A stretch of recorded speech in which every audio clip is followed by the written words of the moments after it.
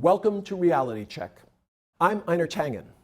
To understand where Hong Kong is today, midway through its 50-year transition, you need to look at the legality of its brutal colonial subjugation and its return after 156 years back to China. The colonial period. In the 1800s, Great Britain's rising middle class benefited from the empire's colonial expansion. For example, under British rule, India's share of the world's economy declined from 24.4% in 1700 to 4.2% in 1950. Wealth brought Chinese teas to Britain and the world, but caused a shortage of silver, as it was the only currency the Chinese would accept. Great Britain's response was opium. When China would not accept Great Britain's opium, gunboat diplomacy became the answer. In 1843, the First Opium War, Great Britain seized Hong Kong. In the Second Opium War of 1860, Kowloon, and finally, in 1898, China was forced to assign the new territories to Great Britain for 99 years. Thus began China's 100 years of humiliation. Two narratives. The British narrative: Hong Kong was the last bright star of a fading empire where democracy and free markets created prosperity. The reality: an illegal colonial aggression using gunboats to allow Great Britain to sell opium in China. After which it became an oligarchy, foreigners, wealthy families who treated dogs, lower-class Chinese with the same contempt. The myth of Hong Kong democracy. Despite many modest proposals for representative reforms by the Crown's governors and Hong Kong citizens, all were summarily rejected by the British government. For example, in 1856, Governor Sir John Bowring proposed a modest number of elected legislative council seats, elected by an elite local constituency of 141 residents, half of whom were British. But this was rejected by the Colonial Office on the basis that Chinese residents had no respect for the main principles upon which social order rests.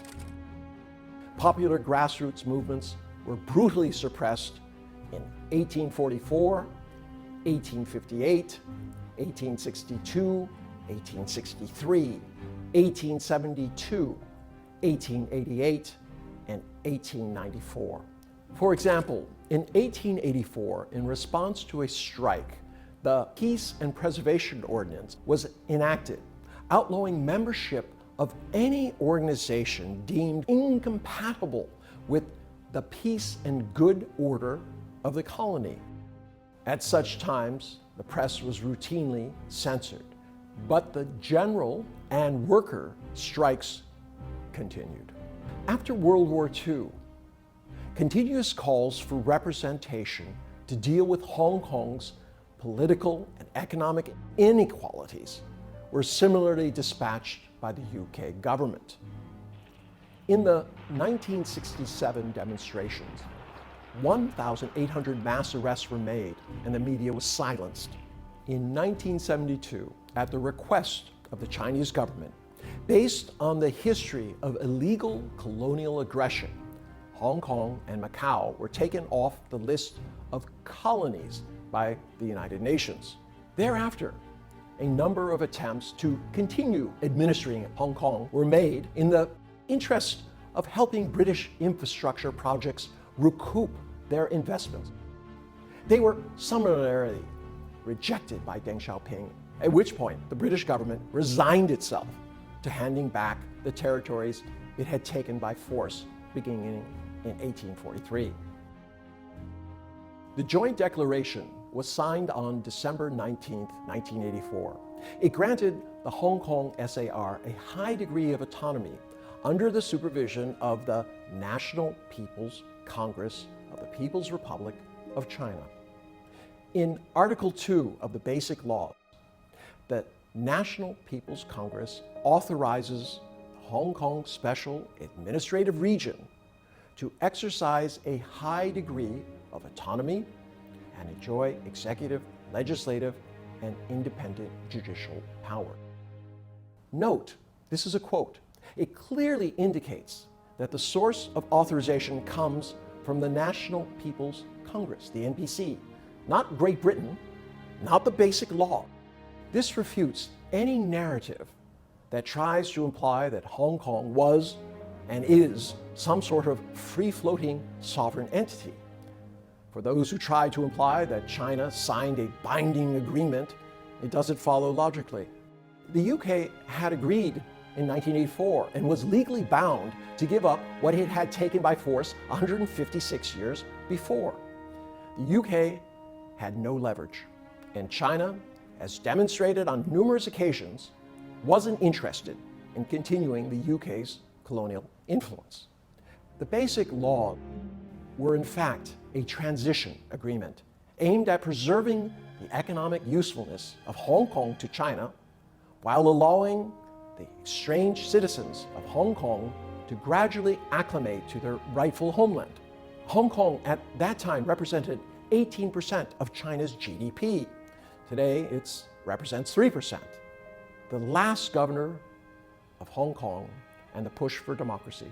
Democracy came late to Hong Kong, only after it was clear that it would be handed back to China. Chris Patten was the last governor of Hong Kong. Patten, a career politician, not a diplomat, introduced a package of reforms aimed at enlarging the electorate, but not to all, mostly to those who could be counted on. Seats were allocated to established families and their businesses, which was then, of course, passed by the Legislative Council. Patten's narrative, he was bringing Hong Kong into the democratic fold, preserving its traditions and financial future. The reality, he was introducing a poison pill aimed at destabilizing Hong Kong's return to China by creating a false equivalency between the handover agreement and self-determination. His assumptions, like the US's assumptions about the World Trade Organization, was that China's regime would be changed once the Chinese people had a taste of free markets and saw what democracy could do. Let us say that it didn't quite work out that way. It is best summarized as a hypocritical, last ironic act of a nation which equated the people of Hong Kong with dogs, denied them a decent life and governance, whose intent was to use the return of Hong Kong to create regime change in China, using it as it had always before, as a pawn in a game of power and money.